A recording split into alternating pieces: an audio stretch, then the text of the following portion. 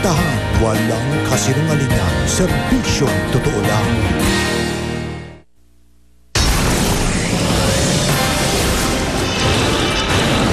Dahil sa magdamag na buhos ng ulan, baha sa Barangay Rojas, Quezon City, lagpas tao.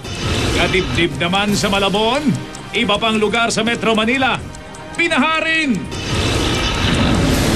Dahil kanya-kanya na ang desisyon sa pagsuspende ng klase, mga estudyante na perwisyo tuloy. Ipo at Bustos Dam, nagpakawala na ng tubig. Tubig naman sa Lamesa Dam, nasa critical level. Bagyong Butyo, kumikilos papalayo ng Philippine Area of Responsibility. Pero nagbabanta naman ang isa pang bagyo. Kahit bawal dahil sa rumaragasang tubig, magpipinsan, naligo sa Bibig Pong sa Antipolo. Isa nawawala at pinangangambahang nalunod. Isa sa 3 nawawalang pasahero ng lumubog na barko sa Palawan, bangkay nang na-recover. Lumubog na barko, narating na ng Coast Guard.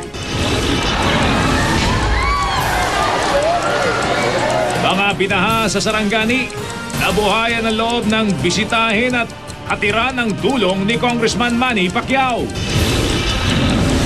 Jordanian journalist at kanyang Pilipinong TV crew, inumpirma ng Malacanang na nasa kampo ng Abu Sayyaf. Sasakyan, kinarnap sa loob mismo ng Camp Aguinaldo. Nalagita sa Nueva Vizcaya, inagsasaksak ng kanyang kaibigang nainggit daw sa kanyang ganda't tangkad. Sa China, ginang, inilit daw ng gobyerno na ipalaglag ang 7 buwang gulang na sanggol. Exclusive. Sa kauna-una ang pagkakataon, mula nang magsuntukan sa NAIA, mag-asawang Raymart Santiago at Claudine Barreto at kolumnistang Simon Tulfo, nagkaharap-harap sa piskalya. Dolphy, na nasa ospital pa rin, pinasaya ng kanyang pamilya sa araw ng mga ama. At baby ni Pia Guanyo, malalaman na kung boy o girl.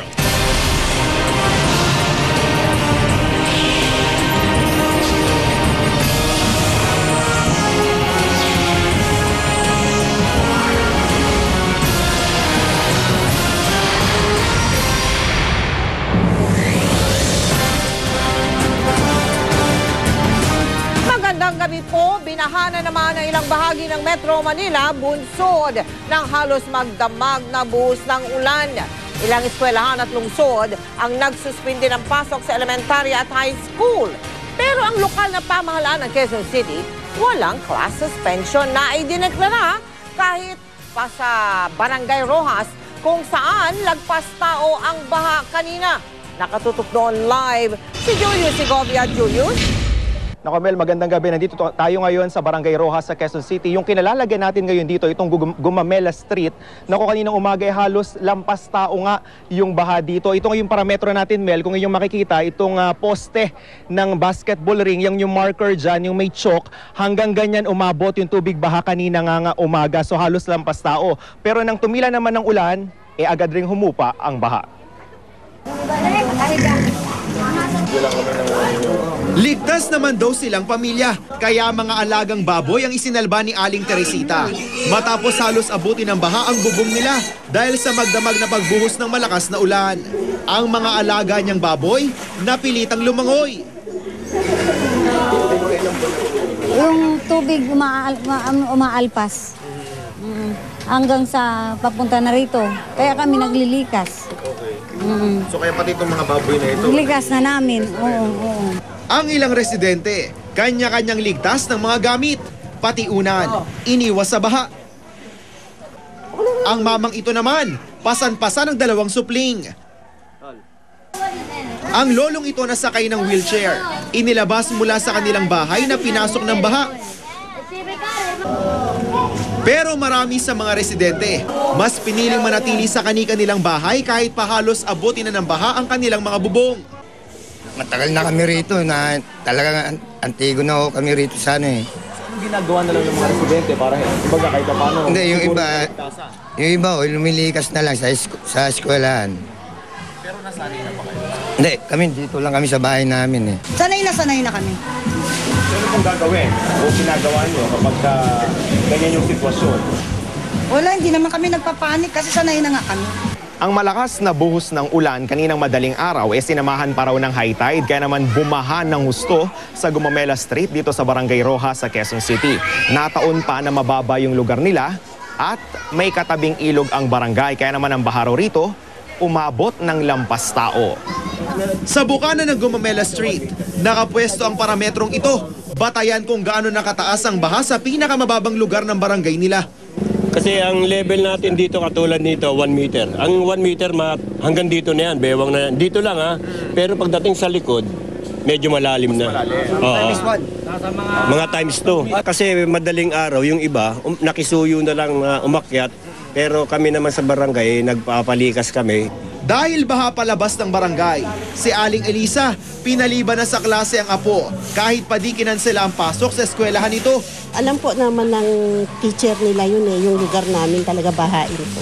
Pero ang ibang mag-aaral, sumakay na lang sa bangka para makapasok. Ganito rin ang sitwasyon sa West Riverside sa Barangay San Antonio, Quezon City pa rin.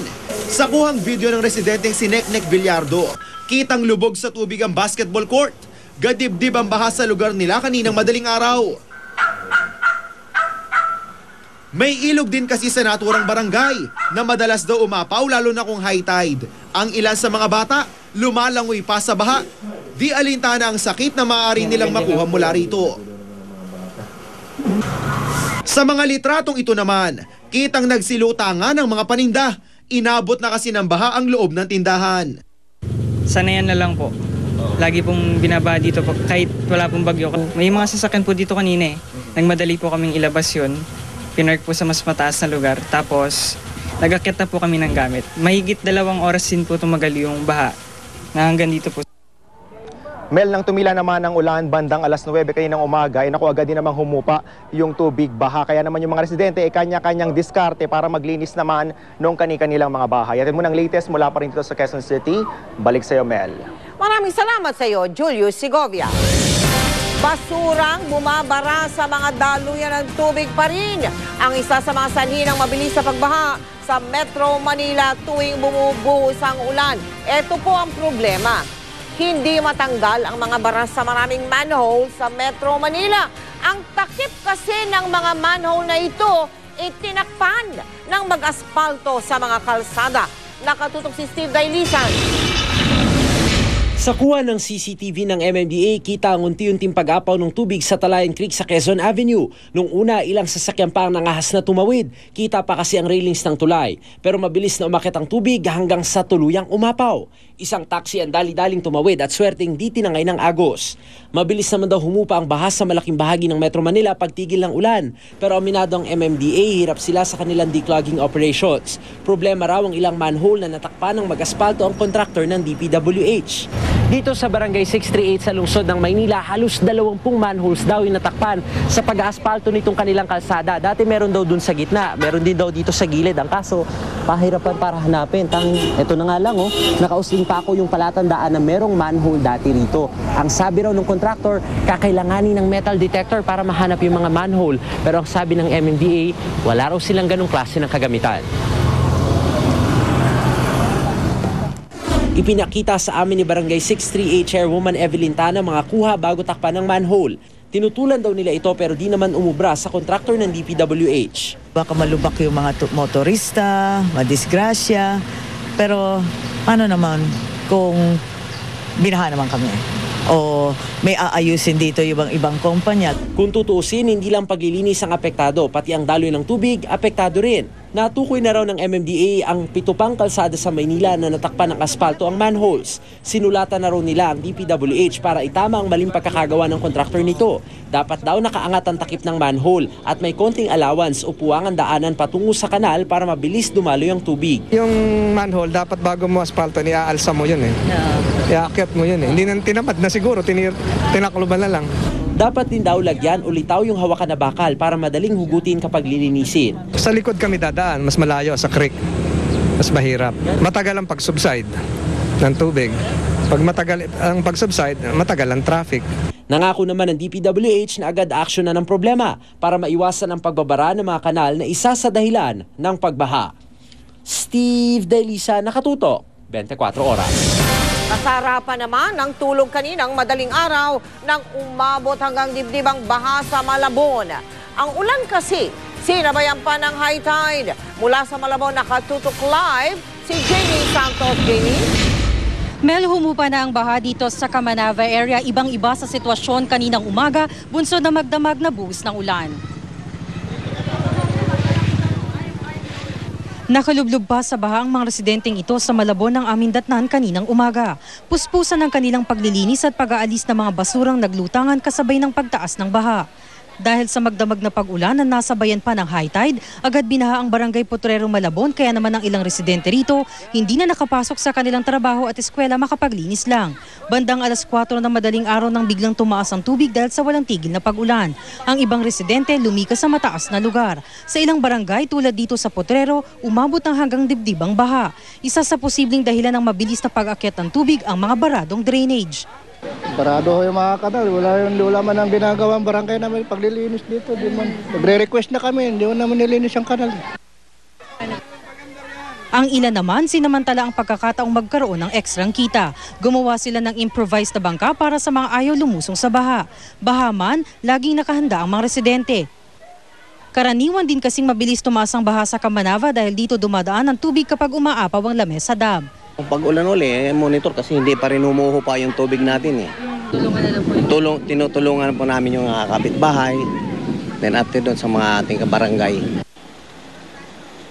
Nagmistulang lawa ang boundary na ito ng Valenzuela at Obando, Bulacan. Ang nakakadaan lang kung hindi matataas na sasakyan ay ang matataas na pedicab na ito. Ang mga ayaw lumusong sa baha, sumasakay sa pedicab, makatawid lamang. Mel, hanggang hita ang tubig kanina dito sa ating kinakatayuan dito sa Katmon, Malabon. Mabuti na lamang unti-unti nang humuhupa ang tubig dito. Pero mananatili pa rin daw nakalerto ang mga residente rito sa mga posibleng pang pagbaha bunsod ng pag-ulan. At yan ang latest mula dito sa Malabon. Balik sa iyo, Mel. Maraming salamat sa iyo, Jamie Santos.